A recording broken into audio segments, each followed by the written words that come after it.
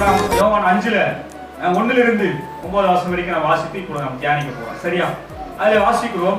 எபிரேய பாஷை 2ஆம் வசனம். எபிரேய பாஷையிலே பெதஸ்தா எனப்பட்ட ஒரு குளம் எருசலேமில் ஆட்டு வாசல் அருகே இருக்கிறது. அதற்கு 5 மண்டபங்கள் உண்டு என்று சொல்லி வாசிக்கிறோம். எல்லாரும் சொல்லுவோமா? பெதஸ்தா.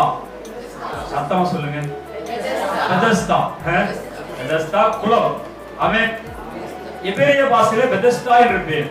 அப்ப தமிழ் பாஷையில ஒரு பேர் அதுக்கு இருக்கிறது. என்ன பேர்னா இரக்கத்தின் வீடு. அந்த குளத்துக்கு பேர் என்ன? இரக்கத்தின் வீடு. இந்த ஆறுகளுக்கு எல்லாம் பேர் இருக்குல்ல, காவேரி, வைகை, அதே மாதிரி அங்க அந்த குளத்துக்கு பேர் வச்சிருக்காங்க. என்ன குளம்? பெதஸ்தா. என்னது? பெதஸ்தா. அப்ப பெதஸ்தா என்று சொன்னால் என்ன அர்த்தம்னா தமிழ்ல இரக்கத்தின் வீடு. இரக்கத்தின் வீடாக அந்த குளத்துக்கு பேர்.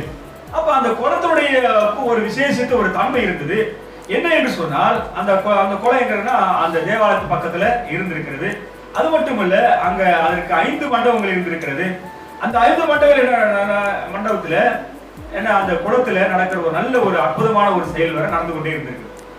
அதுதான் இப்ப நம்ம கவனிக்க போறோம், அதை தியானிக்க போறோம். அந்த குளத்துக்கே ஒரு விசேஷத்தை ஒரு தன்மை இருக்கிறது என்று சொல்லி நம்ம பார்ப்போம். 3வது வசனம் வாசிங்க. அவைகளில் குருடர், சப்பானிகள், சூம்பின உருப்புடையவர்கள், முதலான வியாதிக்காரர் அநேகர் படித்திருந்து தண்ணீர் எப்பொழுது கலங்கும் என்று காத்து கொண்டிருப்பார்கள். கவனிக்கணும். அந்த குளத்துக்கு ஒரு நல்ல ஒரு விசேஷ தன்மை இருந்தது. என்ன என்று சொல்லி பார்க்கும் பொழுது என்னங்க, அந்த குளத்துல பக்கத்துல குருடர், சப்பானியர், சூம்பின உறுப்புடையவர்கள் எல்லாருமே என்ன பண்ணாங்க, அங்க மண்டபம் இருந்ததுனால அதை சுத்தி படுத்து இருந்தது. காரணம் என்னன்னா அந்த அந்த அந்த குளத்துல என்னன்னா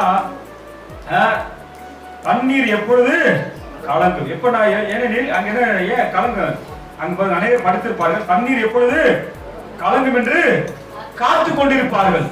அவன் இந்த மொட்டையா கலங்கும் சொல்லி போட்டிருக்குன்னு பார்க்காதீங்க, கீழே பார்ப்போம். கலங்கும் எப்பொழுது தண்ணி கலங்கும். எப்படி கலங்கும் பார்ப்போம். ஏனெனில் சில சமயங்களில் தேவதூதன் ஒருவன் அந்த குளத்தில் இறங்கி தண்ணீரை கலக்கு. தண்ணீர் இறங்கி கலக்கு. நம்மளா எப்ப அந்த குளத்துல தண்ணீர் இறங்கி கலக்குவோம்? நம்ம எல்லாரும் மொத்தமா சும்மா சொல்லுங்க, வைக்கப்படாம. மீன் பிடிக்கும் போதுல நாங்க மீன் பிடிக்கும் மொத்தமா இறங்கி மீன் கலக்கிறது. ஆனா இங்க என்ன நடக்குதுன்னா, ஒரு தூதன் வானத்திலிருந்து இறங்கி தவக்குன்னு எங்களுக்கு அந்த குளத்தை ஒரு கலக்குவாங்க பொழுது கலக்கிட்டு கலக்குவோம். அப்புறம் வாசிங்க. தண்ணீர் கலங்கின பின்பு யார் முந்தி இறங்குவானோ அவன் எப்பேற்பட்ட வியாதியஸ்தனாய் இருந்தாலும் சொஸ்தமாவான். பாத்தீங்களா, ஒரு அற்புதமான ஒரு குளம். ஆண்டவருடைய அருளால அந்த குளத்துக்கு ஒரு ஆசீர்வாதம். என்னங்க, எல்லா குளத்துக்கும் அந்த ஆசீர்வாதம் இல்ல, அந்த பெதஸ்தா குளத்துக்கு ஒரு ஆசீர்வாதம். என்னன்னா இரக்கத்தின் வீடு. அப்ப அந்த குளம் ஒரு இரக்கம் படைக்கக்கூடியதா இருந்திருக்கிறது. ஆண்டவர் எருசலேம் என்றாலே சமாதானத்தின் நகரம். அப்ப சமாதான நகரத்துல ஒரு இரக்கம் அங்கே இருக்கிறது. இரக்கம் கிடைக்கக்கூடிய ஒரு இடம் இருக்கிறது. என்னன்னா அந்த பெதஸ்தா குளம். பெதஸ்தா குளம் என்பது ஒரு இரக்கத்தின் வீடாக இருந்திருக்கு. அதான் சுத்தி எல்லாரும் படுத்து இருந்திருக்காங்க. என்ன இரக்கத்தின் வீடு என்று சொன்னால், சில சமயங்களில் எப்பயோ ஒரு தடவை தூதன் டப்புன்னு கீழே அந்த இதுக்குள்ள ஏதாவது அந்த குளத்துக்குள்ள இறங்கி ஒரு கலக்குவான். அப்ப தூதன் வந்தாலும் ஒரு எக்கால சத்தம், ஒரு பிரைட்னஸ் எல்லாம் தெரியும் நினைக்கிறேன். அவன் எப்ப வருவானோ, என்ன நேரத்துல வருவானோ யாருக்காவது தெரியுமா? தெரியாது. ஆனா காத்துக்கொண்டு இருக்க வேண்டும். அவன் காத்துக்கொண்டு இருக்க வேண்டும். காத்திருக்கிறவர்கள் புதுப்பெற நினைத்து கழுவை போல சட்டைகள் எடுத்து எழுப்புவார்கள் என்று சொல்லி வாசிக்கிறோம். அப்ப இவர்கள் என்ன பண்ணிருக்காங்க, கத்தர் கொடுக்கிற சுகத்தை பெறணுங்கிறதுக்காக தூதன் கத்தரை எப்ப அனுப்புறாரோ, அந்த எப்ப கலக்குவாரோ அப்ப நம்ம பண்ணணும், உடனே இறங்கணும். எப்ப இறங்கணும்? உடனே இறங்கணும். எல்லாரும் அப்ப காலை வச்சுட்டு இருப்பாங்களோ? அப்படி இல்லை. அப்ப பார்க்கிறோம், காலையில வரலாம், நைட்ல வரலாம், இரவு வரலாம். ஆனால் யார் முதல்ல இறங்குறானோ அவருக்கு சுகம் கிடைச்சிடும். என்ன கிடைச்சிடும்? சுகம் கிடைச்சிடும் என்று சொல்லிதான் பார்க்கிறோம். அப்ப அந்த வீடு வாசிக்கும் போது அதுக்கு என்ன பேருன்னா இரக்கத்தின் வீடு. அப்ப அப்படி ஒரு இரக்கம் அங்கே இருந்தது. அதனாலே அவர்கள் இரக்கம் பாராட்டி அநேகர் ஆண்டு சுகமாகி இருக்கிறார். அதுதான் இங்க நடக்கிறது. அப்ப அப்படிப்பட்ட ஒரு சூழ்நிலையில இரக்கத்தின் ஐஸ்வர்யமா தேவன் அப்படியே அந்த வழியை யார் அனுப்புறாருங்க? தன்னுடைய குமாரன் அனுப்புறாரு. இயேசு என்ன பண்றாரு? அங்க அனுப்பி போ, இதனால வரைக்கும் நான் தான் அங்க. அது யாரால நடக்குது? பிதாவினால தான் அந்த கிரியை நடக்குது. அப்ப அந்த கிரியை நடக்கும்போது ஆண்டவர் அங்க அனுப்புறாரு. அங்க அனுப்பும்போது அங்க பார்க்கும்போது எல்லாரையும் பார்க்கிறார். ரொம்ப பேர் இருக்கிறாங்க. எத்தனை பேரு? ரொம்ப பேர் வியாதிஸ்தர்கள். இந்த நோயாளி இருக்குது. இங்க வாசிக்கிறோம், குருடர், சப்பாடி, அப்புறம் சூப்பேற்பட்டவர்கள் அநேக வியாதிஸ்தர்கள் இருக்கிற எல்லாரையும் பார்க்கறாங்க. எல்லாரையும் ஆண்டவர் பார்க்கிறார். பார்க்கும்போது அங்க 5வது வசனத்தை பாருங்க. 38 வருஷமாய், எத்தனை வருஷம்? 38 வருஷமா எப்படி இருக்கிறான் ஒருத்தன்? வியாதியாய் கிடக்கிறான். ஒரு வருஷம் 2 வருஷம் இல்லை. அப்ப இதுல நம்ம கவனிக்கணும், அவனுக்கு என்ன வியாதின்னு சொல்லப்படலாம். அந்த வியாதி இருக்கு. கண்ணு தெரியாம இருக்கலாம், இல்ல கை கால் விளங்காமல் இருக்கலாம், ஏதாவது ஒரு கொடூரமான நோய் இருக்கலாம், இல்ல எத்தனாவது ஹாஸ்பிட்டலுக்கு போயிருக்கலாம். பெரும்பாலும் சரி 12 வருஷம் தான். ஆனா இவனுக்கு எத்தனை வருஷம்? 38 வருஷமா படுத்து கிடக்கிறான் சுகத்துக்காக. எதுக்காக? சுகம் கிடைக்கிறதுக்காக. அவன் எப்படி சாப்பிட்டா என்ன செஞ்சா அதுல இல்ல. ஆனா என்ன பண்ணி இருக்கான்? அவன் சுகத்திற்காக எப்பொழுது தண்ணீர் கலங்கும், எப்பொழுது நான் இறங்க வேண்டும் சொல்லி அவன் பார்க்கிறோம். ஆனா இங்க பார்க்கிறோம் 38 வருஷம் வந்து ஏன் இறங்கல? ஒரு கேள்வி நமக்கு இருக்கு. 38 வருஷம் வந்து ஏன் இறங்கல? அப்ப ஆண்டவர் கேட்கிறாரு. அப்ப ஆண்டவர் அவனதான் பாக்குறாரு. அநேகர் இருக்கிறாங்க, அநேகர் என்னங்க இருக்கிறாங்க. ஆனா நம்ம பார்ப்போம். அப்ப ஆண்டவர் நம்மளால பார்க்க மாட்டாங்க. எல்லாரையும் கவனிக்கிறவர் தான், எல்லா நோய்க்காரையும் பார்க்கிறவங்க. ஆனா அந்த ஒரு வாய்ப்பை ஆண்டவர் ஏற்படுத்துறாருன்னா எல்லாருக்கும் சுகம் கொடுக்கிறதுக்காக தான். ஆமென். அதுல நம்ம தெளிவா இருக்கணும். அந்த ஒரு வாய்ப்பை ஆண்டவர் ஏற்படுத்து. அது இரக்கம், ஆண்டவருடைய இரக்கம். ஆண்டவர் இரக்கம் உள்ளவர். ஆண்டவர் நோக்கி கேட்பவருக்கு ஆண்டவர் காத்து செய்வதற்கு சுகம் கொடுக்கிறார் என்பதை அந்த நாள் விளக்க பண்ணினான். அப்ப அப்படி இருக்கும் போது இவன் 38 வருஷமாய் அங்கேயே தான் கிடக்கிறான், சுகமே ஆகும். அப்ப அவனுக்கு முன்ன வந்தவங்க போயிருப்பாங்க சுகமாயி, இல்லையா? திடீர்னு நேத்து வந்தவங்க கூட சுகமாயி போயிருக்கான், இல்லையா? ஆனா அவங்க 38 வருஷமா அங்க இருக்கிற நம்ம பார்க்கணும். அப்ப அங்க பார்க்கும் பொழுது 9வது வசனத்தை பாருங்க. படுத்திருந்த அவனை இயேசு கண்டு, ஆமென், அவன் படுத்து இருக்கிறான். அப்ப படுத்து படுக்கையா இருக்கிறான், திமிர்வாதமா கூட இருக்கிறான், இல்லையா? அப்ப படுத்து இருக்கிறான். படுத்திருக்கிற ஆண்டவர் பண்றாருங்க, காண்கிறார். அப்ப ஆண்டவர் அவனை காண்கிற தேவனா இருக்கிறார். என்ன பண்றாருங்க? காண்கிற தேவனா இருக்கிறார். அடுத்த வசனம், அவன் வெகு காலமாய் வியாதி என்று அறிந்து, என்ன பண்றாருங்க? அவர் அறிந்து கொள்கிறார். நம்மளை காண்கிற தேவனா இருக்கிறார், நம்மளை அறிந்திருக்கிற ஒரு தேவனா இருக்கிறார். ஆண்டவர் யாருங்க?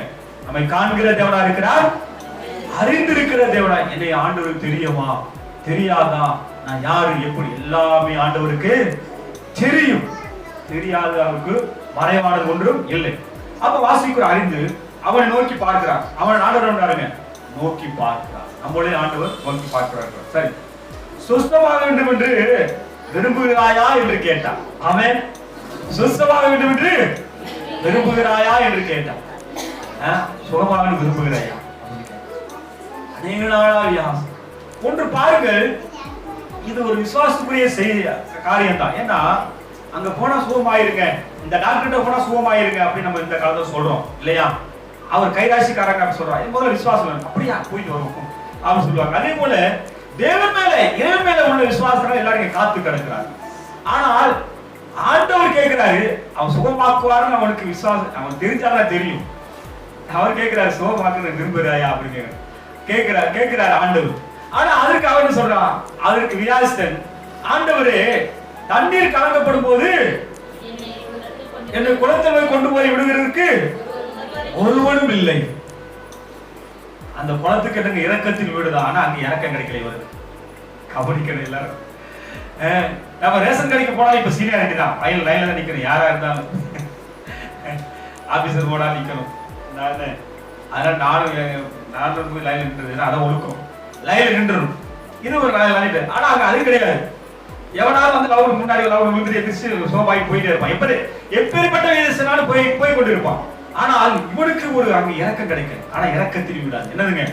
அது இறக்கத்தில் விடா இருந்திருக்கு அந்த குளம். ஆனா இவனுக்கு இறக்கமே கிடைக்கல. யாருமே என்ன பண்ணல, ஐயோ இவன் பாவம் ஐயா, இவனை என்ன பண்ணுங்க, இவனை வரும்போது நம்ம எல்லாரும் இவனை கொஞ்சம் இவனை உள்ள விட்டுறோம், குடிச்சு விட்டுருவோம். அப்படி யாருமே இறங்க பாத்தீங்களா? ஆண்டவர் எவ்வளவு இறக்கம் இந்த உலகத்துல செஞ்சாலும் என்னங்க, மனுஷன் இறக்க மாறாட்டவனாகவே இருக்கிறார் என்று சொல்லி நாம் பார்ப்போம். சரி, அடுத்து வாசிக்கிறோம். நான் போவதற்கு முன்னாக வேறொருவன் எனக்கு முந்தி இறங்கி விடுகிறான். அதிர்ஷ்டம். நான் போன நினைச்சா தப்பிச்சிடான். அவன் அதிர்ஷ்டக்காரையா. சில அதிர்ஷ்டம் தப்பி போறது. அப்ப அப்படி ஒரு மாறி விடுது. அப்ப இங்க பார்க்கிறோம், நான் போவதற்கு முன்பாக வேறொருவன் போய் விடுகிறான். எல்லாம் இங்க பார்ப்போம். இவன் அந்த ஆசீர்வாதத்தை, அந்த சுகத்தை பெற்றுக்கொள்ள வேண்டும் ஆசை இருக்கிறது.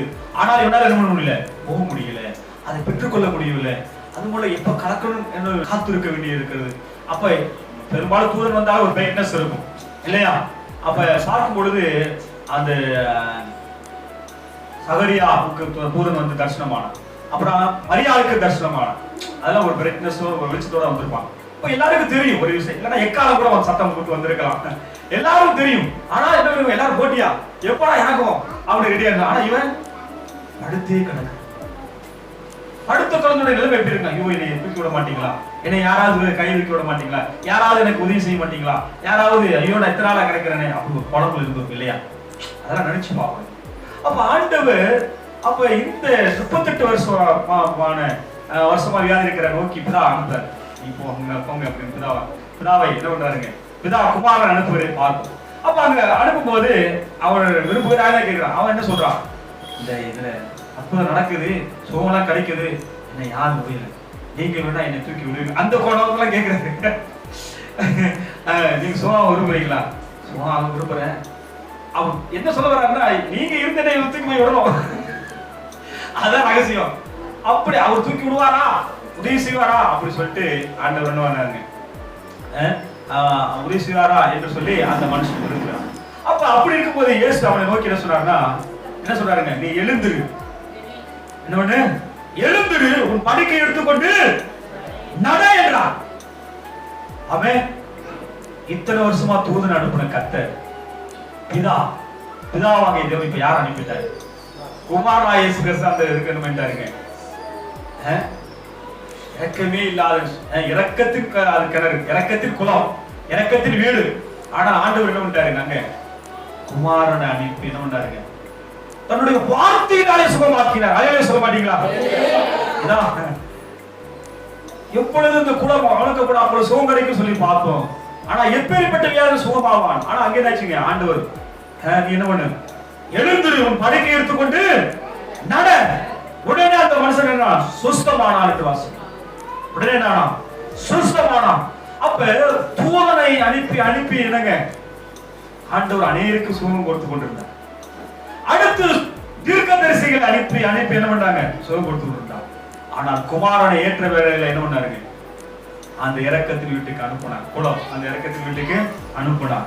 அங்க என்னாச்சுங்க, மனுஷன் அப்பத்தினால மாத்திரமல்ல, தேவனுடைய வாயிலிருந்து புறப்படுகிற ஒவ்வொரு வார்த்தையினாலும் பிழைப்பான். ஒவ்வொரு வார்த்தையினாலும் பிழைப்பான் சொல்ல வேண்டுமாக ஆண்டவருடைய வார்த்தையினாலே தான் நீ பிழைப்பதற்கு என்னாச்சுங்க, ஆண்டவரை அனுப்பினான். இயேசுவை அனுப்பும் போது இயேசு எழுந்துரு, உன் படுக்கை எடுத்துக்கொண்டு நட. உடனே சுஸ்தமான, உடனே நாங்க சுஸ்தமான படுக்கை எடுத்துக்கொண்டு நடந்து போனான். அந்த நாள் ஒரு ஓய்வு நாளாக இருந்தது. அவன் தூதர்களுக்கு அதிபதி அங்கே வந்து விட்டார். அல்லேலூயா. இதனால அல்லேலூயா சொல்லாம இருக்க முடியாது. ஏன்னா தூதர்களுக்கு அதிபதி யாருங்க, அவர்தான் இயேசு. அங்க வந்து விட்டார். என்ன வந்து என்ன பண்றாருங்க, அந்த மனுஷனை படுக்கை எடுத்துக்கொண்டு நட என்று சொல்லி பார்க்கணும். அதனால இங்க நம்ம கவனிக்கணும், இந்த பெத்தஸ்தா குளம் இப்ப அங்க இருக்குது. எங்க இருக்குது, எருசலேம்ல இருக்குது. ஆனா தண்ணி இல்ல. தூதன் வருவாரா, கலக்குவாரா? கலக்க மாட்டார். ஆனால் இப்பொழுது இயேசு கிறிஸ்து வந்து விட்டார். இயேசு கிறிஸ்து என்ன பண்ணிட்டாருங்க, இந்த பூமிக்கு வந்து அவர் கலக்கிட்டு இருக்காரு. அல்லேலூயா. யார் அவரை விசுவாசிக்கிறார்களோ அவருக்கு சுகம் கிடைக்கிறது, பலன் கிடைக்கிறது, பாவ மன்னிப்பு கிடைக்கிறது. விசுவாசிக்கிறவர்கள் பாக்கியவான்கள். ஆமென். அப்ப இங்க வாசிக்கிறோம், இப்ப இத்தனை நாள் குமாரன் அனுப்பி கொண்டு கொண்டிருந்தார், இத்தனை நாள் தூதர்களை அனுப்பி கொண்டிருந்தார், இத்தனை நாள் தீர்க்கதரிசிகளை அனுப்பி கொண்டிருந்தார். கடைசி யார் வந்தாருங்க, குமாரன் அந்த குலத்துக்கு வந்துட்டார். அல்லேலூயா.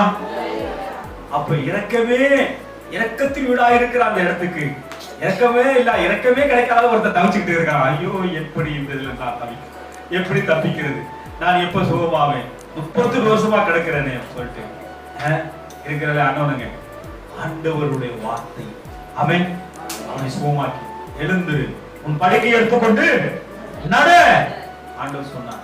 அந்த வார்த்தையில வல்லமை இருந்தது. அந்த வார்த்தை அவன் உருவாக்கி சுகமாக்கியது. அவன் எடுத்துக்கொண்டு நடந்து போனான். அதனால இது நமக்கு தெரிந்து கொள்ள காரியம் என்னன்னா, ஆண்டவர் இந்த கடைசி காலத்தில் குமாரன் மூலமாக அவருடைய கிரியைகளை நடப்பிக்கிறார். சுகம் கொடுக்க வேண்டியவர்களை அவர் யாரை சுகமாக கொடுக்க வேண்டும் அவருக்கு சுகம் கொடுக்கிறார். தன்னை தேடுவர்களுக்கு பிரச்சமாய் சுகம் கொடுக்கிறார். தன்னை வேண்டிக் கொள்வர்களுக்கு பேச்சமாயினவனுங்க ஆசீர்வாதம் தருகிறார். தன்னை வேண்டிக் கொள்வர்களுக்கு ஆதரவு அளிக்கிறார், அடைக்கலம் கொடுக்கிறார். ஆமென் என்பதை இந்த நாள் சொல்லுகிறது. ஆமென். அதான் இந்த நாள்ல சீருடைய சாம்சம். அதனாலே கிறிஸ்து இந்த பூமிக்கு வந்து விட்டார். என்ன பண்ணுங்க, வந்து விட்டார். இப்ப எல்லாரும் என்னன்னா, இந்த பெசஸ்தா குளத்துக்குள்ள இப்ப இல்ல யாரும், இப்ப யாரும் அங்க கிடைக்கிறது கிடையாது. ஏனென்றால் கிறிஸ்து வந்து விட்டார். இனிமே தேவனுடைய வார்த்தையை நம்ப வேண்டும்.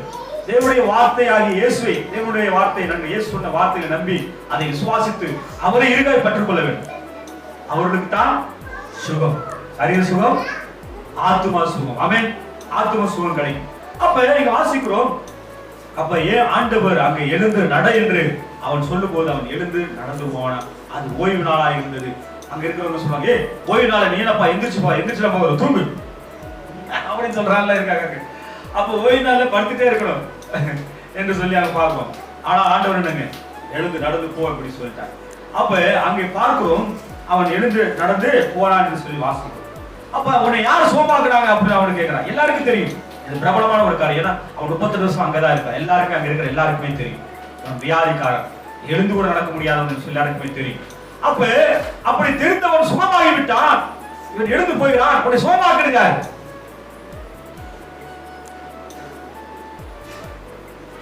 தெரியலன்ட்டான். கீழே வசனம் இருக்கு, தெரியல, அவனால சொல்ல தெரியல. ஆண்டவர் 10 பேரை குஷ்டரோகிகளை சுகமாக்குனார்.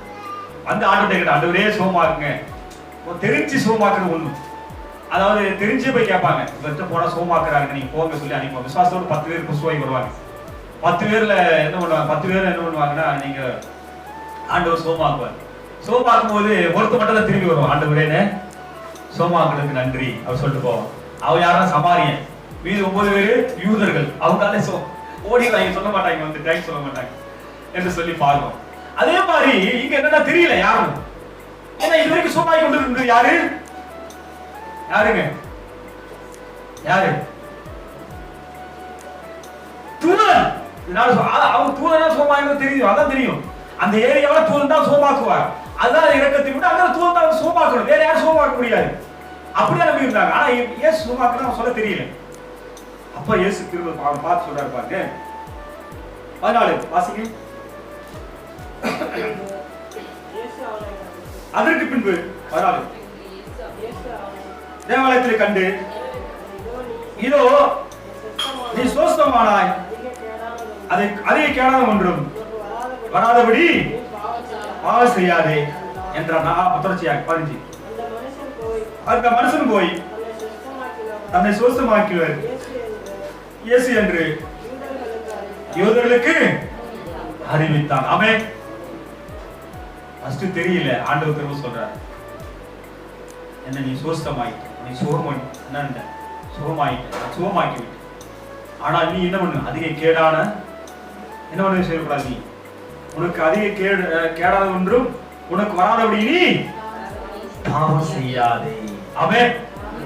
பாவம் செய்யாதே. பாவத்தினால் அந்த வியாதி. ஆமென். அதனால இனி பாவம் செய்யாத, எச்சரிக்கையா 38 வருஷம் நீங்க பார்த்து இனி பாவம் செய்யாத அப்படின்னு சொல்லி ஆண்டவர் என்ன பண்றாருங்க, அவனை சொல்லிட்டு போறாரு. அப்ப பாவத்தினால அந்த வியாதி வந்தது. அதுக்காக நீ என்ன, அவன் கதலை கேட்டு ஆண்டவர் நான் சுகமாக்க ஆண்டு சொல்லிட்டாரு. ஆனால் இங்கே அவன் சொல்லும் போது அவன் ஒன்றான், அப்ப பொறுத்து என்னை சுகமாக்கினவர் இயேசு. ஆமென். என்னை சுகமாக்கினவர் இயேசு. அப்ப பாவத்தின் வியாதியை நீக்கி அவன் சுகமாக்கினான். முதல்ல பாவத்தை நீக்கி அவனை சுகமாக்குன்னு சொல்லி வாசிப்போம். பாவத்தை நீக்கும் பயமதை போக்கும் பரம சந்தோஷம்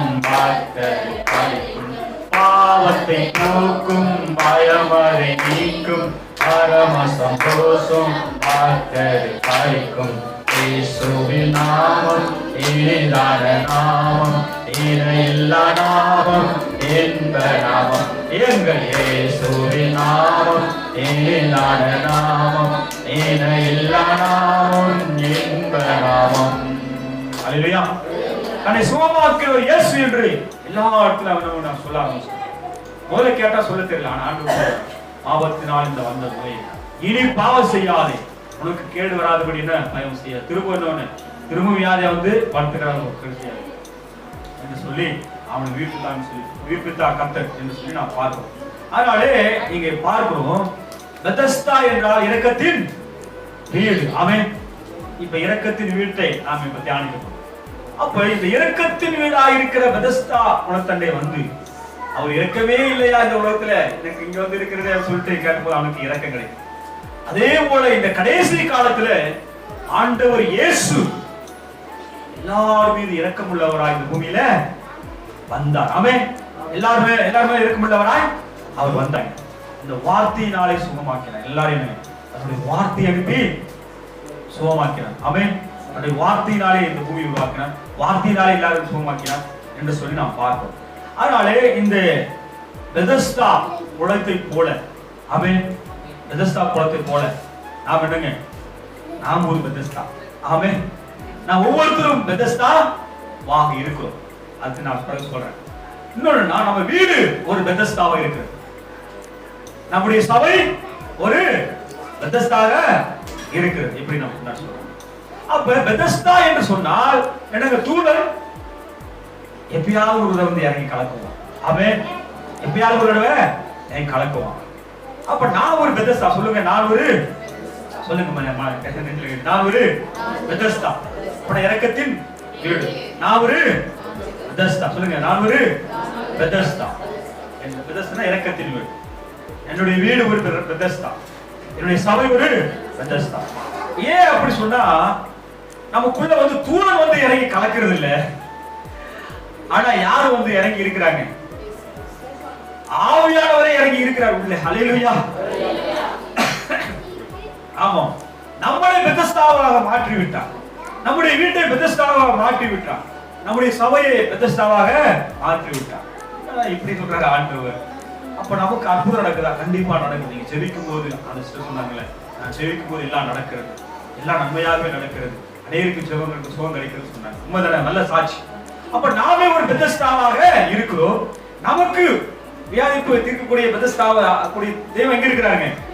நமக்குள்ள இருக்கிறா. அவர் வந்து தூதனை கொண்டா கலக்கவில்லை, ஆவியானவர் நமக்குள்ள இருக்கிறார். ஆமென். ஆவியானவர் நமக்குள்ள என்னங்க இருக்கிறார். அப்ப நாம் காத்து கிடக்க வேண்டியதில்லை, என்னங்க, காத்து கிடக்க வேண்டியதில்லை.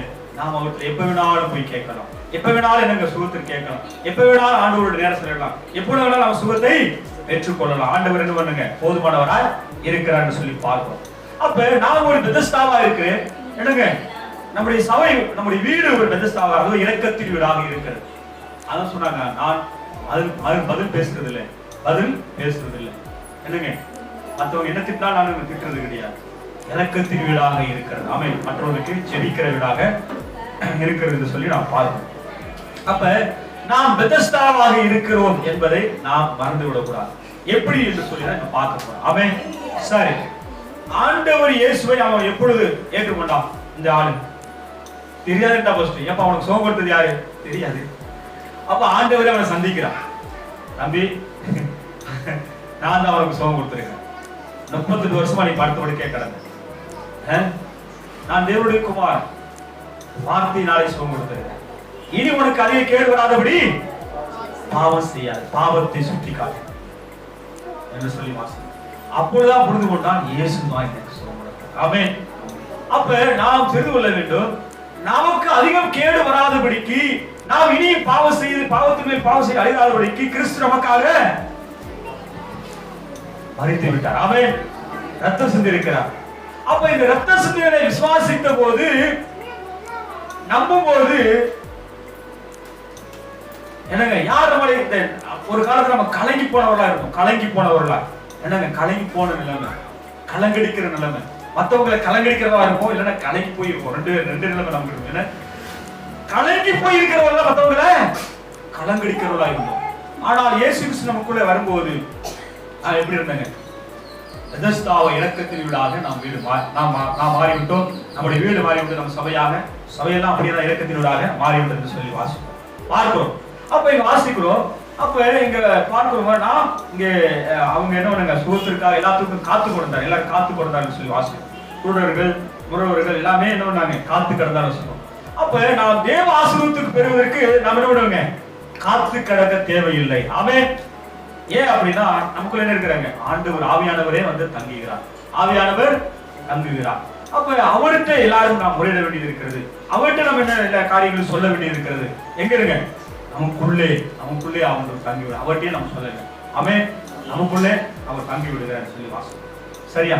அப்ப சில சபைகள்னா காத்து இருப்பாங்க. ஆவியானவர் நீங்க வரல, நீங்க இயேசு ஏற்றுக்கொண்டுட்டீங்க, நீங்க ரட்சிக்கப்பட்டுட்டீங்க. என்ன சொல்லுவாங்க, நீங்க ரட்சிக்கப்பட்டுட்டீங்க, ஆவியானவருக்காக காத்திருக்கணும். இப்ப 38 வருஷம் என்ன ஆயிட்டான், இருந்து சுகமாயிட்டான். சுகமாயிட்டு அவன் என்ன சுகமான பிறகு அவன்கிட்ட, அப்பா நீ ரட்சிக்கப்பட்டுட்ட, ஆனா என்ன ஆயிடணும், நீ காத்திருக்கணும். எதுக்காக? ஆவியானவர் பெறதுக்காக காத்திருக்கணும் அப்படி சொல்லிடுவாங்க. அந்நிய பாஷை பேசுறதுக்காக காத்திருக்கணும், அபிஷேகத்துக்காக காத்திருக்கணும், தீர்க்கதரிசனத்துக்காக காத்திருக்கணும் அப்படின்னு டீச் பண்ணிடக்கூடாது. ஏன் அப்படின்னா அவர்கள் கலக்கப்படும் போது காத்திருந்தார்கள். இங்க என்னன்னா ஆண்டவர் இயேசுவை ஏற்றுக்கொண்ட நாம் என்ன பண்ணுங்க, எப்பொழுது ஏற்றுக்கொள்வோமோ அப்பொழுது பரிசுத்தர் நமக்குள்ள வருகிறார். ஆமென். ஆவியானவருக்கு நாம் காத்திருக்க கூட வேண்டியதில்லை, காத்திருக்க வேண்டியதில்லை. ஏனென்றால் ஒரு ரட்சிக்கப்பட்டிருந்தா சுகம் நினைக்கிறோம். அப்ப நீங்க எப்ப ரட்சிக்கப்பட்டீங்க? கேட்டா இந்த 38 வருஷமான சொன்னா எப்ப ரட்சிக்கப்பட்ட சொன்னா எப்ப சொல்லுவான், எப்ப சொல்லுவான்? எனக்கு ஒரு தடவை வந்து அந்த பக்கம் வந்தாரா, இயேசு வந்தாரா, நான் படுத்திருந்தேனா அப்படி நான் ரட்சிக்கப்பட்டேன். அவர் சொல்லுவோம், எழுந்து நட சொன்னாரா, நான் ரட்சிக்கப்பட்டேன். நம்மளாம் நான் சாட்சி அப்படின்னு சொல்லுவோம். வகுத்துல எனக்கு வகுத்து வழியா இருந்துச்சா, ஆண்டவர் சுகம் கொடுத்தாரா, நான் ரட்சிக்கப்பட்டேன் அவர் சொல்லுவோம். ஆனா பழைய ஏற்பாட்டுல சுகம் தரவுதான் ரட்சிப்பு இருக்குது. புதிய ஏற்பாட்டுல ரட்சிப்பு என்னதுங்க, பாவத்திலிருந்து விடுதலை பெற்றிருக்கிறதா ரட்சிப்பு. ஆமென். அதான் மெய்யான ரட்சிப்பு. பாவத்திலிருந்து விடுதலை பெற்றிருக்கிறேன் என்பதா ரட்சிப்பு. ஆமென். சந்தோஷம் பொங்குதே, சந்தோஷம் பொங்குதே, சந்தோஷம் எண்ணி பொங்குதே. அல்லேலூயா, இயேசு என்னை ரட்சித்தார், குற்றம் என்னை மாற்றினார். சந்தோஷம் எண்ணி பொங்குதே, சந்தோஷம் பொங்குதே, சந்தோஷம் பொங்குதே, சந்தோஷம் எண்ணி பொங்குதே. அல்லேலூயா, இயேசு என்னை ரட்சித்தார், குற்றம் என்னை மாற்றினார். சந்தோஷம் எண்ணி பொங்குதே. அல்லேலூயா. அப்ப சந்தோஷம் எப்ப பொங்குனா, பாவ மன்னிப்பு நிச்சயம் என்றாதான் சந்தோஷமா இருக்கும். நோய் இருந்தால் அதுக்கப்புறம் நோய் வந்தாலும் பிரச்சனை இல்லை. இப்ப 38 வருஷம் வந்துருச்சு இவனுக்கு, இன்னொரு 10 வருஷம் நல்லா வாழ்ந்தாரு, திரும்ப ஒரு நோய் வந்துருது. ஐயோ திரும்ப நோய் வந்துருச்சு, நான் என்ன செய்வேன்? இயேசு 38 வருஷமா இருந்த என்னைய சுகமாக்குனாரு, திரும்பவும் நோய் வந்துருச்சு.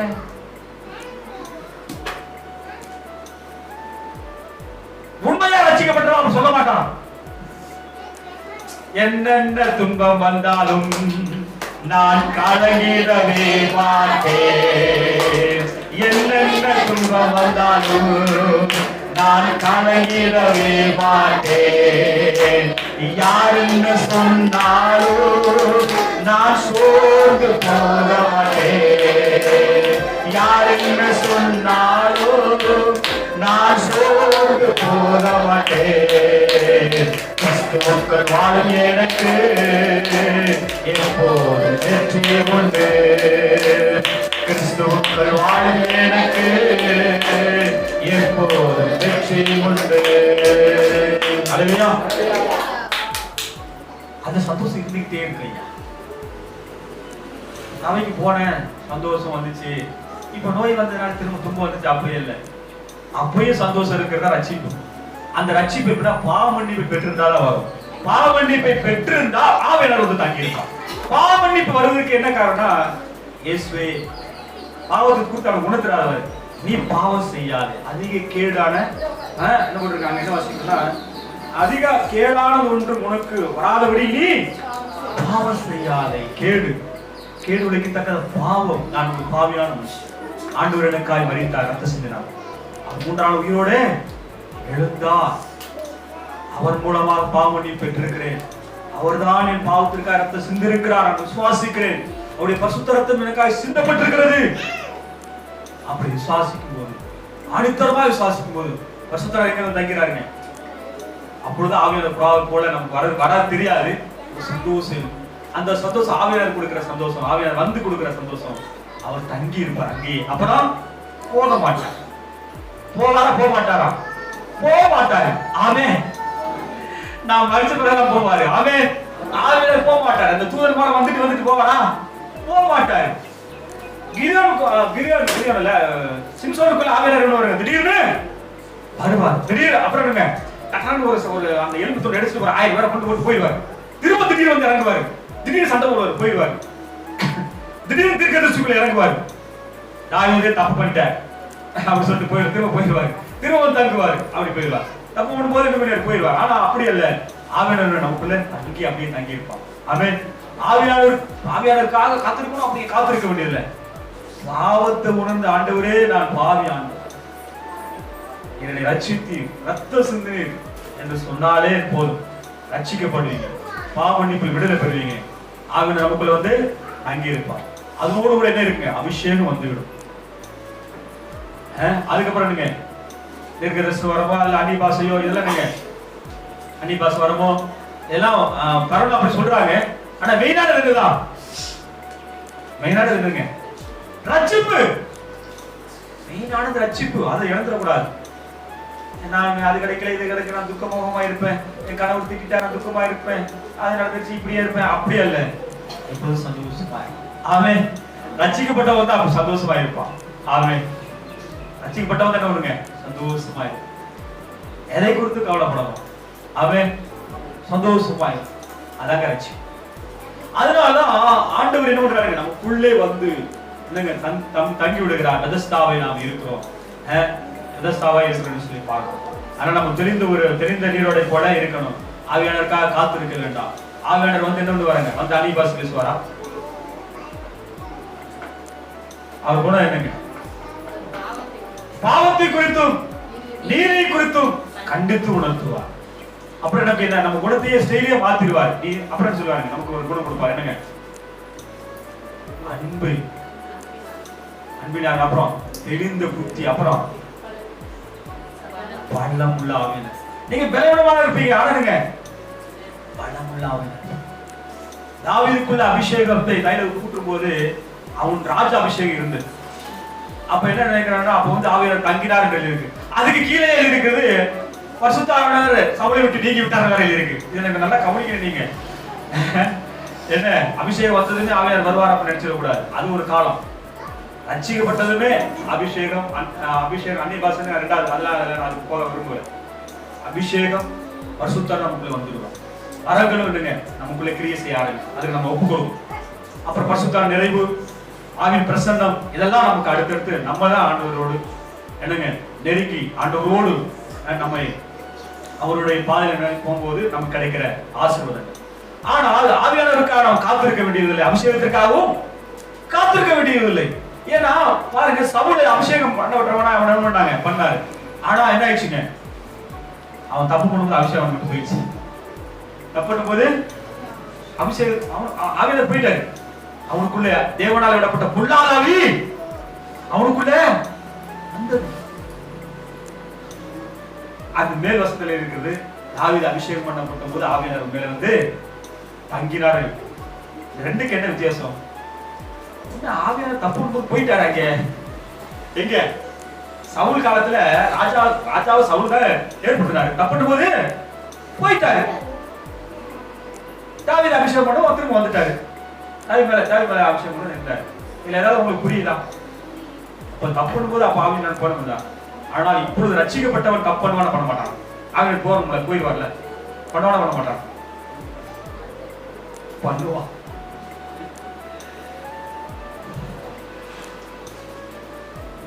சொல்றீங்க பாவியானவர் போவார், போக மாட்டேன். ஏன்னா ஆலயமா இதை மாத்திட்டாரு, பெதஸ்தாவா மாத்தி விட்டார். இதை இது என்ன கணவெடிக்க மாட்டார். இதை சரி செய்ய இங்கேதான் இருப்பாரு. பெதஸ்தாவுக்கு இப்ப யாரு போயிட்டாங்க? இயேசு போய் விட்டார். இயேசு வந்து விட்டார் இந்த பெதஸ்தாவுக்கு உள்ள. இனி தூதர் வர மாட்டார். அல்லேலூயா.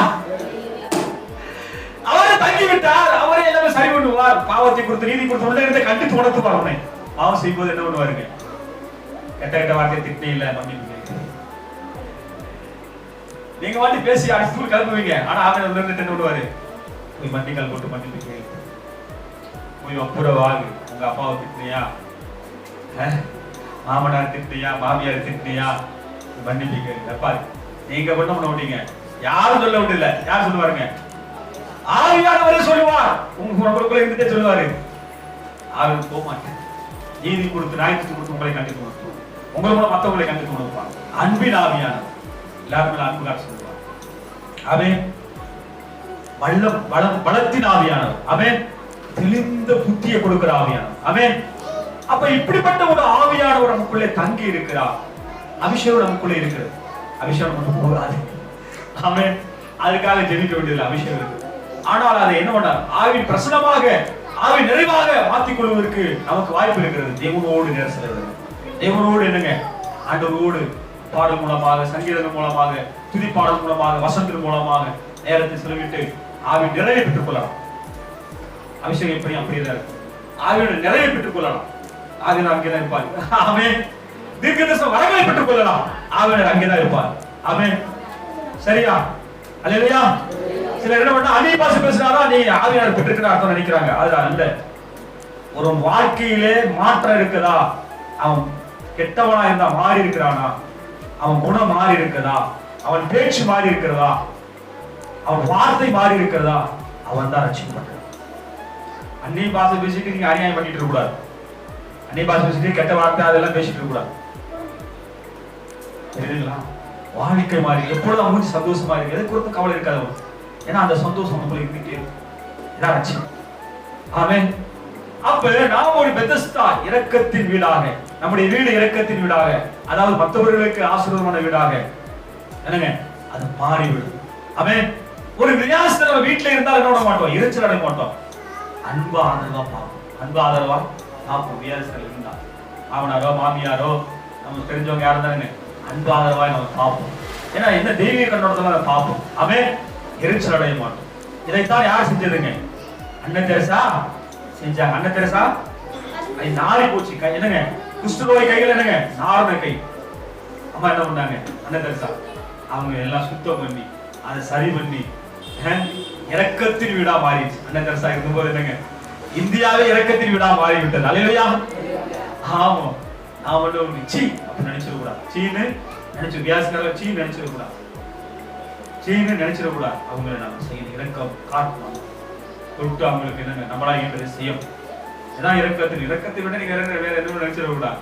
ஆண்டவர் கொடுத்த அந்த குணம், ஆண்டவர் கொடுத்த அந்த இரக்கம், ஆண்டவர் உங்களுக்கு பாருங்க இரக்கம், நீங்க மத்தவங்களுக்கு அந்த இரக்கத்தை காட்டணும். ஆமென். பாருங்க இவன் போய் என்ன பண்ற? அநேகருக்கு சொல்லுவான் ஆண்டவருக்கு இரக்கம் பாராட்டு, ஆண்டவர் எனக்கு இரக்கம் பாராட்டுன்னு சொல்லு. ஆனால் இங்க நடக்கிற சம்பவம் என்னன்னா, இவர்கள் நம்ப மாட்டேங்கிறார்கள் இயேசுவை. அதனால அவங்க எல்லாரும் சுகம் கொடுத்து எழுதல, ஒருத்தர் மட்டும் தான் சுகம் கொடுத்தாரு. இஸ்ரவேலர்கள் இதுவரைக்கும் நம்பல. யார் நம்பல? இயேசு நம்பல, மேசியாவை நம்பல. இவர் தான் உலகத்திற்கெல்லாம் ராஜா, இவர் தான் சமாதானத்தின் ராஜா. உலகமே நம்பல. ஆனா அது நமக்கு மட்டும் தான் ஆண்டவர் என்ன கண்ணை திறந்திருக்கு.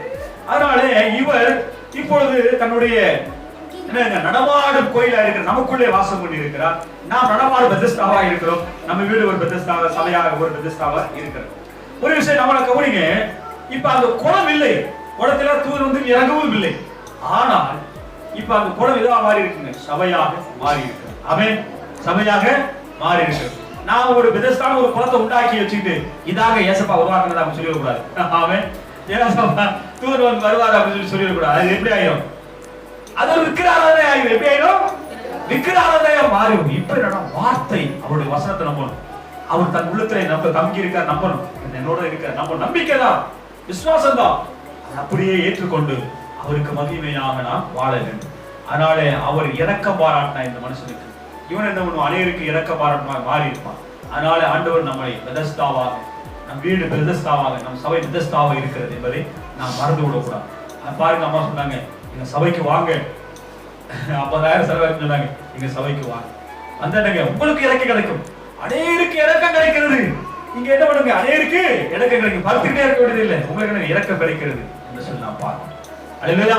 ஏனென்றால் உங்களை பெத்தஸ்தாவில் வைத்து விடுகிறார், உங்களை தங்கி விடுகிறார். அல்லேலூயா. தங்கி விடுகிறார் என்று சொல்லி நான் பார்க்கிறோம். தங்கி உங்களை ஆற்றுகிறார், தேற்றுகிறார், உங்களை சகல சத்தியத்துக்குள்ளே அவர் என்ன பண்ணுகிறார், நடத்துகிறார் என்பதை நாம் பார்க்கிறோம். இவங்க என்ன பண்றாங்கன்னா, நீ இந்த இதில் பார்க்கும்போது கேள்வி வைக்கிறேன், அதான் நீ எப்படி செய்யறேன், என்ன செய்யற அப்படின்னு. ஆண்டவர் இதுவரைக்கும் பிதா செய்து கொண்டிருந்தார், இந்த தூதன் அனுப்பலாம் அவர் செஞ்சுட்டு இருந்தார், இப்ப என்ன அனுப்பி இருக்கிறாரு, இனி ஏன் மூலத்தான் கிரியை நடக்கும். நான் அநேக பெத்தஸ்தாவை உருவாக்க போவேன். அநேக பெத்தஸ்தாவை என்னங்க இருந்து அநேகருக்கு என்னங்க ஆசீர்வாதமாய் மாற்ற போறேன். ஆமென். இப்ப இருக்கிற பெத்தஸ்தாவில் என்னங்க தண்ணி இல்லை, ஆனா நமக்குள்ள என்ன இருக்கு, ஜீவ தண்ணி இருக்கிறது. அழிவே சொல்ல மாட்டீங்க. இதுல வாசிக்கும் போது அப்படிதான் வாசிக்கல, அங்க வேத வாக்கியங்களை ஆராய்ந்து பாருங்கள். 39 வேத வாக்கியங்களை ஆராய்ந்து பாருங்கள், அவைகளால் உங்களுக்கு நித்திய ஜீவன் உண்டு என்று எண்ணுகிறீர்களே, என்னை குறித்து சாட்சி கொடுக்கிறவர்கள் அவைகளே. அவன் பிதா கிரியை நடத்தி கொண்டு வந்தார். யாருங்க பிதா? அங்கங்க ஒரு சிலருக்கு வரம் கொடுத்து பிள்ளை மக்களை வரம் கொடுத்தது யாருங்க? பிதா. தூதன் அனுப்புறது யாரு? பிதா. இப்ப குமாரன் கிரியை செய்து கொண்டிருக்கிறார். யார் மூலமாக? நமக்குள்ள இருந்து பிதா கோயில், நமக்குள்ள இருந்து பிதா குமாரன் கிரியை செய்து கொண்டிருக்கிறார். என்னங்க மரித்தோர் உயிர்ப்பிழை செய்கிறான். அவன் பாருங்க, பாவத்தில் அக்கிரமத்தில் மரித்து கிடந்தான், அவன் உயிர்ப்பிழை செய்தான். நம்மளே ஆண்டவர் நம்மளை உயிர்ப்பிழை செய்திருக்கிறான். அதனால நாம சிந்தித்து பார்ப்போம். இந்த பூமியில ஆண்டவர் என்ன பண்ணிருக்காங்க, நம்மளை பெத்தஸ்தாவாக மாற்றி இருக்கிறார். நாம் வியாஸ்தர்களாக இருந்து நாம் சுகமற்று இருக்கலாம், திரும்ப வியாஸ்தர்களாக ஆகக்கூடிய வாய்ப்பு இருக்கலாம். ஆனா என்ன இருக்கக்கூடாது, இன்னொன்னு இருக்கக்கூடாது, ரட்சிப்பு சந்தோஷத்தை எழுதிடக்கூடாது. அல்லேலூயா. நாம் ஒரு பெத்தஸ்தாவா இருக்கிற மறந்துக்கூடாது. ஏன்னா தூதன் வந்து என்ன பண்ண மாட்டான், அப்பப்ப கலக்க மாட்டான். எனக்குள்ள ஆண்டவர் இருக்கிறார், நான் ஆடி பாடி மகிழ்ந்து தேவனை துதித்துக் கொண்டே இருப்பேன். ஆமென். ஆமென். ஆமா. அதனால நம்முடைய மரணத்துல கூட நம்பிக்கை இருக்கும். எப்பொழுதும் தேவனை துதித்துக் கொண்டே இருக்கும். ஆண்டவர் அழைக்க வரத கூட நம்ம தெரிஞ்சுக்கிறோம். ஆண்டவர் இன்னைக்கு கூப்பிட வரப்போறார், இன்னைக்கு வரப்போறார். அல்லேலூயா அப்படி சொல்லுவீங்க. ஆமென். இரக்கத்தின் வீடாக நாம் இருக்கிறோம் என்பதை நாம் மறந்து விடக்கூடாது. அதனால பிதா என்ன பண்றாங்க, பெரிய கிரிகளை செய்து வந்தார். இயேசு கிறிஸ்து மூலமாக செய்கிறார். அது யார் மூலம் செய்யறாங்க? சபை மூலமாக, நம் மூலமாக, விசுவாச குடும்பமாக, ஒவ்வொருத்தர் மூலமாக செய்து வருகிறார். அவங்க மட்டுமல்ல, பிதா நியாயத்தீர்ப்பு செய்கிறார். யார் கொடுத்துக்கிட்டாருங்க? இயேசு கிறிஸ்து கொடுக்கப்பட்டிருக்கிறது.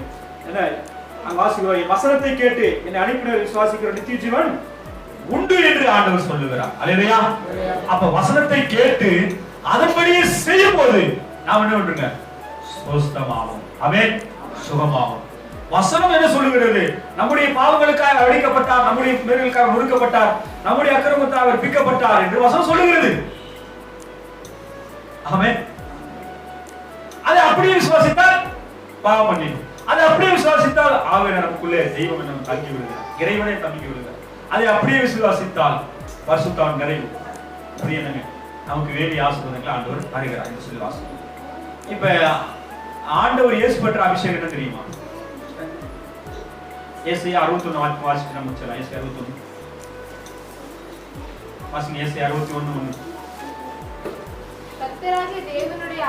கர்த்தராகிய தேவனுடைய ஆவியானவர் என்மேல் இருக்கிறார், சிறுமைப்பட்டவர்களுக்கு சுவிசேஷத்தை அறிவிக்கவும் கர்த்தர் என்னை அபிஷேகம் பண்ணினார். இருதயம் நொறுங்குண்டவர்களை காயம் கட்டுதலையும், சிறைப்பட்டவர்களுக்கு விடுதலையும், கட்டுண்டவர்களுக்கு கட்டுவிழ்த்தலை கூறவும். கர்த்தருடைய அனுக்கிரக வருஷத்தை தேவன் நீதி சரிக்கட்டும் நாளை கூறவும், துயரப்பட்ட அனைவருக்கும் ஆறுதல் செய்யவும், சுயநல துயரப்பட்டவர்களுக்கு சீர்படுத்தவும், அவருக்கு சாம்பலுக்கு பதிலாக சிங்காரத்தையும், துயரத்துக்கு பதிலாக ஆனந்த தைலத்தையும், ஒழுங்கின ஆவிக்கு பதிலாக துதியடையும் கொடுக்கவும் அவர் என்னை. இப்ப எதுக்கு தெரியுமா நமக்கு அபிஷேகம்? ஆவியானவரால் நம்ம அபிஷேகம் பண்ணப்படுவோம். தேவனுடைய கர்த்தராகிய தேவனுடைய ஆவியானவர் என்மேல் இருக்கிறார், நம்ம மேல இருக்கிறார். எதுக்கு தெரியுமா? சிறுமைப்பட்டவர்களுக்கு சுவிசேஷத்தை அறிவிக்கிறது. யாரு பஸ் சிறுமைப்பட்டவங்க? யாரா இருக்கிறீங்களா?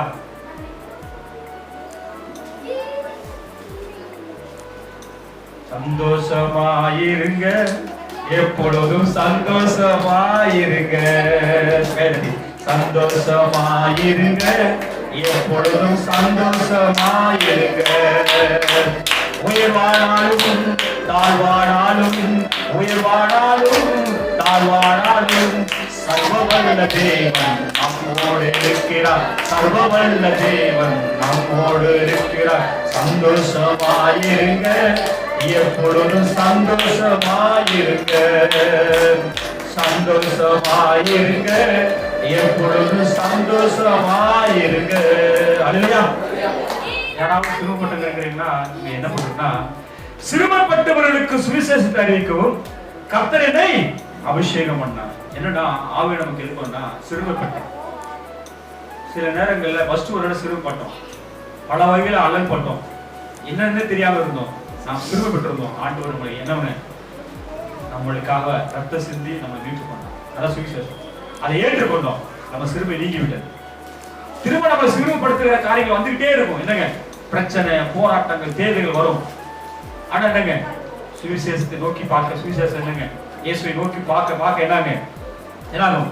இருதய நொறுங்குண்டவர்களுக்கு காயம் கட்டப்படும். முதல்ல எனக்கு காயம் கட்டும்.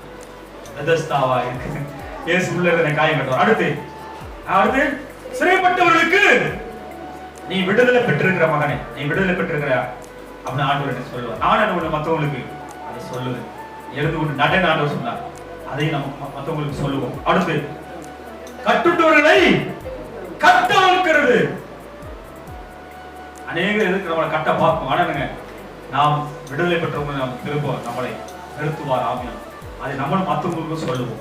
ஆமென். அடுத்து கர்த்தருடைய அனுகிரக வருஷத்தையும் ஆண்டவர் வரப்போகிறார், அதுக்காக நான் காத்திருக்கோம். ஆமென்.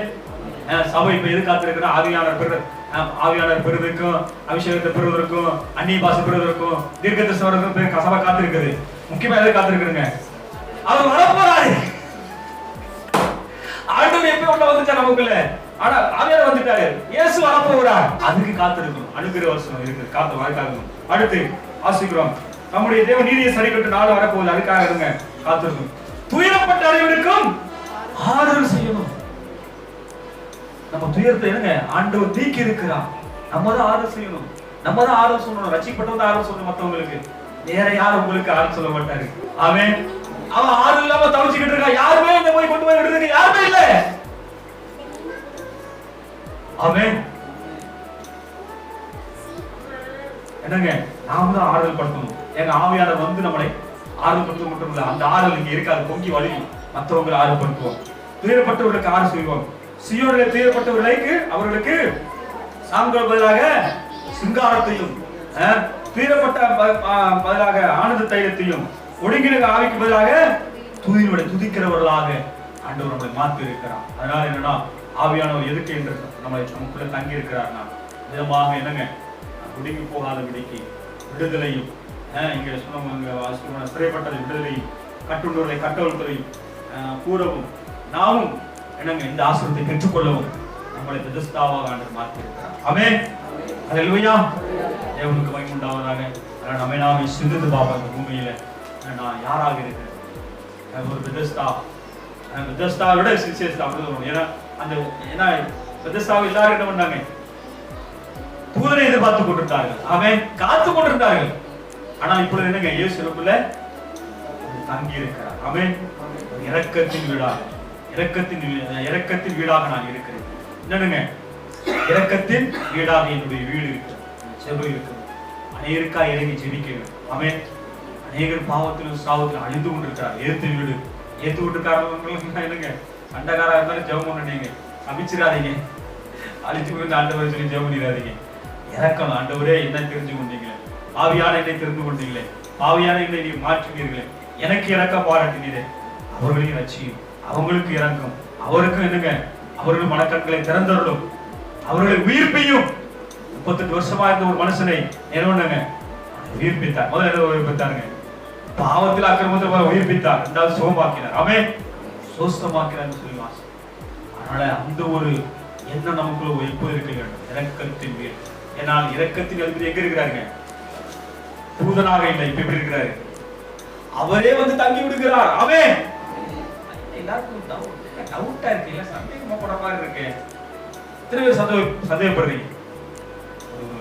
எத்தனை பேர் உண்மையாகவே ஆண்டவர் நமக்குள்ள இருக்குன்னு சொல்றீங்க? ஏசால கொஞ்சம் போல இருக்கிறார் போல. இன்னும் சத்தமா சொல்லுங்க பார்க்கலாம். ஹalleluya, ஆமென். இரக்கத்தின் வீடாக என்னங்க நம்முடைய வீடு இருக்கிறது, நாம் இருக்கிறோம், நம்முடைய சபை இருக்கிறது. அதனால சபைக்கு நம்மை நோக்கி வருவர்களுக்கு நம்மளை ஆறுதல் படுத்த, காயங்கட்ட ஆண்டவர் நம்மளை வைத்திருக்கிறார். சொல்ல முடியாத அற்புதம் கூட நடக்கலாம். நீங்க செய்யும்போது, நீங்க ஜெயிப்போது நடக்கும், சிறுபிள்ளை ஜெயிப்போது நடக்கும். ஆமென். நம்மளே அப்படி மாற்றி விடுகிறார். அவருடைய வார்த்தையினாலே, இயேசுவினாலே சுகம் நடக்கிறது, கிடைக்கிறது. நம்ம வீட்டுக்கு வந்தானுங்க சிலருக்கு ஆசீர்வாதம் கிடைக்கும். அப்படிலாம் இருக்குது சில நேரங்கள்ல. உங்க வீட்டுக்கு வந்துட்டு போனாலே ஆசீர்வாதம் வருங்க அப்படி சொல்லுவாங்க. அந்த அளவுக்கு மாற்றி விடுவோம். இந்த சபைக்கு வந்தங்க ஆசீர்வாதம் வந்ததுங்க சொல்லி சிலர் சொல்லுவது உண்டு. சரியா? அல்லேலூயா. ஆமா. அதனால நாம் நினைத்து பார்ப்போம். சத்ரோ கோயிலுக்கு எங்கேயோ போனவங்க எல்லாம் சபைக்கு வந்து என்ன இருக்காங்க? ஆசீர்வாதத்தை பெற்றிருக்காங்க, அற்புதத்தை பெற்றிருக்கிறார்கள். ஆமென். ஆண்டவர் ஆச்சரியமாய் அவங்களை நடத்தி இருக்கிறார். நம்மை அதே மாதிரி நடத்துவார். நாம சிந்தித்து பார்ப்போம். இந்த நாள்ல அந்த பெதெஸ்தா குளத்துல 38 வருஷமாய் படுத்திருந்தவனை போல என்ன பண்ணுவோம்னா படுத்துக்கிட்டே இருக்க கூடாது. இனிமே ஆவியாளர் வருவார் வர காத்துக்க கூடாது. நீ என்ன செய்யணும்? ஆண்டவரை குறித்து, ஆண்டவரை வகைப்படுத்து, என்னங்க அவருக்காக காரியத்தை நடத்திக்கிட்டே இருக்கணும். காரியத்தை என்னங்க நடத்தி கொண்டே இருக்கணும். வயசாயிருச்சு, எனக்கு பிறனாயிடுச்சு அப்படி இல்லை, துதிக்க செய்யணும், ஜெபிக்க செய்யணும். வாலி பிள்ளைகளை எல்லாம் உயிர்ப்பித்து சத்தியத்து மேல நடக்க செய்ய என்னங்க உற்சாகப்படுத்தணும், என்கரேஜ் பண்ணணும். ஆமென்.